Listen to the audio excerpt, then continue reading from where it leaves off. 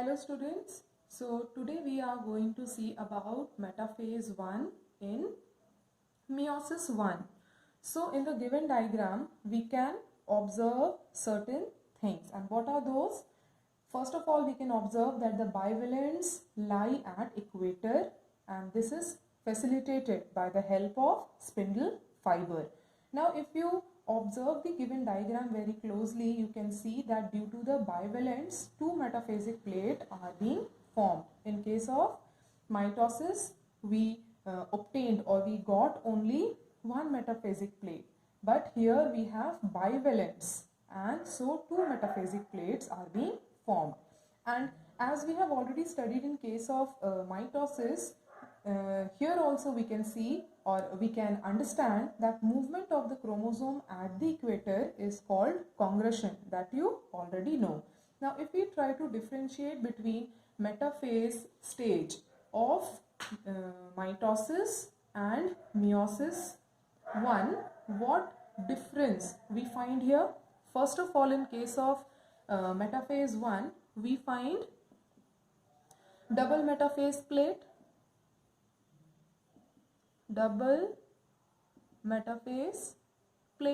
and in case of metaphase of mitosis, we get only one metaphase plate. And the other diagram, we have only one tractile fiber, or we can say that we get only one tractile fiber. Now how is this possible that in case of metaphase 1 we are getting only one tractile fiber? Now try to observe the given diagram. This fiber has started from here and it has attached itself at the center of one chromosome, centromere of one chromosome, and we can see that this tractile fiber, it ends over here, but it is not proceeding this side. Likewise, here the fiber has started from here and it has attached itself to the centromere of the other chromosome, and it has stopped here. It has not started or proceeded from this side. So we can see one which has started from here and ended till here, and there is no progression. Likewise, it is being observed here also. So here we can say that only one tractile fiber attaching itself to one chromosome and the other tractile fiber attaching itself to the other chromosome. So in case of metaphase 1, only one tractile fiber is being formed. But in case of metaphase of mitosis, what did we find or what did we observe at that time? There were two tractile fibers. You can remember, suppose this is the chromosome and this is the centriole. So it began from here, it attached itself to one end of the chromosome, and it began from here and attached to the other side of the chromosome. So two tractile fibers were formed.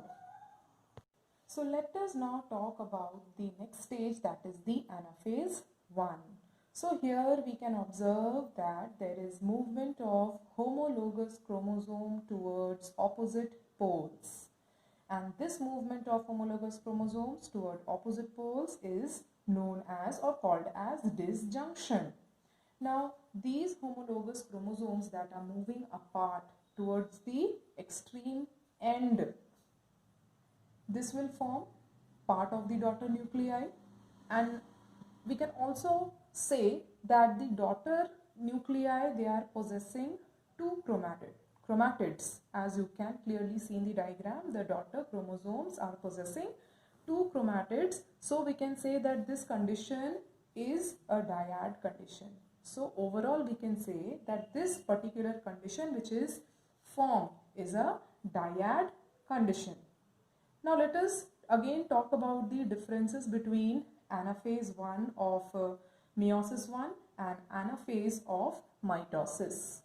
So what differences we can observe in anaphase 1 of meiosis 1 and anaphase of mitosis? First of all, as I already said, that in case of anaphase 1, daughter chromosome will possess 2 chromatids, and so the condition will be termed as dyad condition. And if you remember the anaphase of mitosis, the daughter chromosome possessed only 1 chromatid, and therefore the condition was monad condition. Now here in case of anaphase 1 of meiosis 1, there is separation of homologous chromosomes. So we can see that the entire set of chromosomes are being separated and moving towards the opposite ends. But try to remember in case of mitosis, where there was only one set of chromosome and the centromere split into 2 and the chromatids move towards the opposite pole. So you have to keep this in mind. So let us now quickly discuss about the telophase stage. As we know that as the cell enters into the telophase stage, almost the karyokinesis is completed. So as we have already studied in case of mitosis, it is the same we can observe here in telophase 1. What we can observe? We can observe that the chromosome will show decondensation, and as decondensation of chromosome takes place, the identity of chromosomes are lost. That means there is formation of chromatin network. Nuclear membrane, nucleolus, endoplasmic reticulum and other cell organelles that had degenerated during the earliest phase of the meiosis 1, they all reform, and spindle fiber and astral rays disintegrates, and this marks the end of telophase, and now the cell will undergo cytokinesis. So now let us talk about the cytokinesis 1.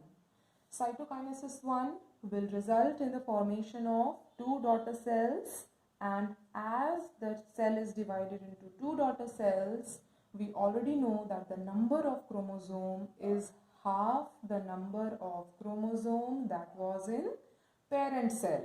Now these 2 daughter cells will undergo meiosis 2, because after meiosis 1 the cell has to undergo meiosis 2.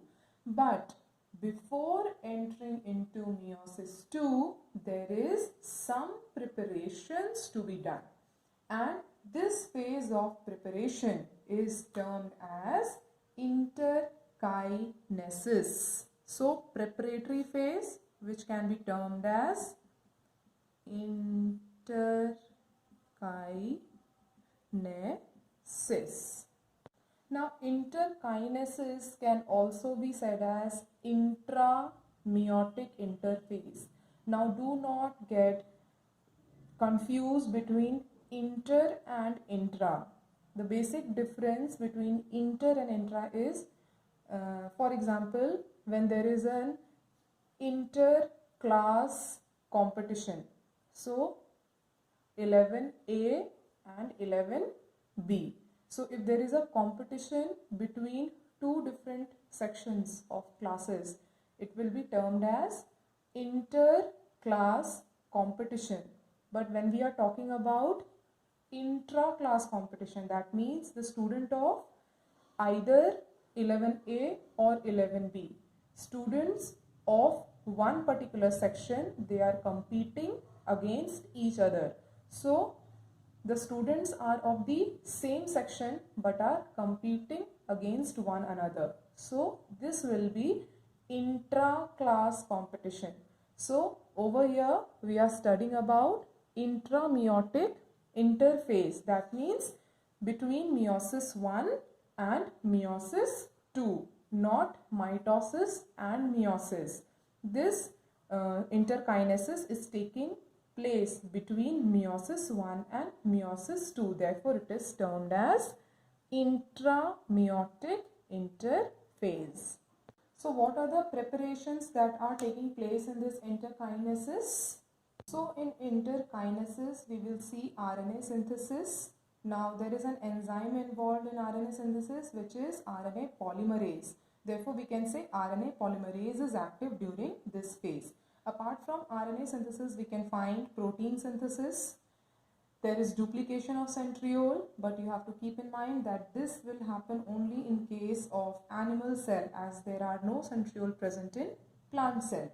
Now there will be absence of DNA replication. Why is this? This is because in the daughter cells, chromosomes are in the form of dyad. So let us talk about meiosis 2. Meiosis 2 will involve karyokinesis 2 and cytokinesis 2. And when we talk about karyokinesis 2, it will involve prophase 2, metaphase 2, anaphase 2 and telophase 2. Now, similar to mitosis, here in meiosis 2 we can say it will lead to equational division. So let us first talk about prophase 2. As we have already studied what events take place in prophase 2, condensation of chromatin fibers, which results in the formation of chromosomes. By the end of prophase 2, the nuclear membrane will disappear and aster formation will take place. So let us see what we can observe in metaphase 2.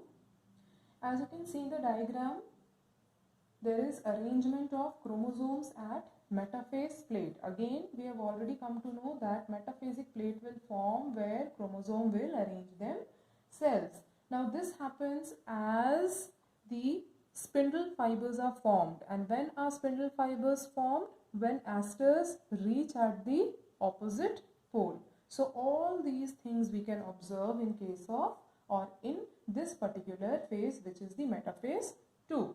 Now when we talk about anaphase 2, what we can observe here, that the centromere splits. The chromosome is now divided into half. That means chromatid formation is taking place.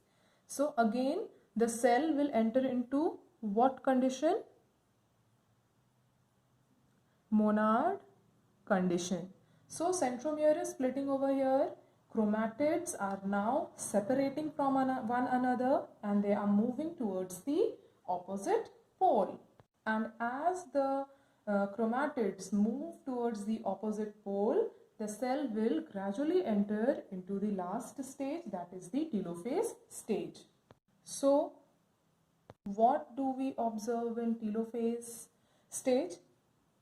As we have studied in mitosis as well as in meiosis 1, here also in telophase 2, again when the chromatids have moved to the extreme end of the cell, now the cell has come to that point where it has to divide into two, that is almost at the end of karyokinesis, and we can clearly observe that there are two set of nucleus being formed. So first of all, as we know, we can say that reformation or decondensation of chromosome take place. Decondensation of chromosome will take place. That means again over here we can say that the chromosomes lose its identity, thread-like structure of chromatins will be formed, nuclear membrane will reform, all the cell organelles they will reform, and finally the cell will undergo cytokinesis too. Now as we have already studied that in case of animal cell, furrow formation will take place and cytokinesis will complete. So we can say that the furrow will start to form and gradually it will increase,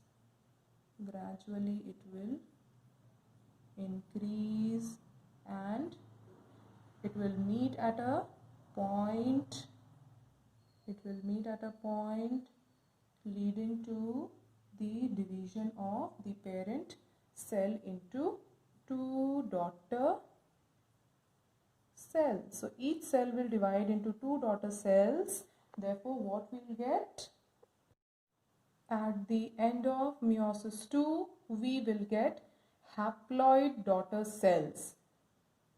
Now at the end, let's talk about significance of meiosis.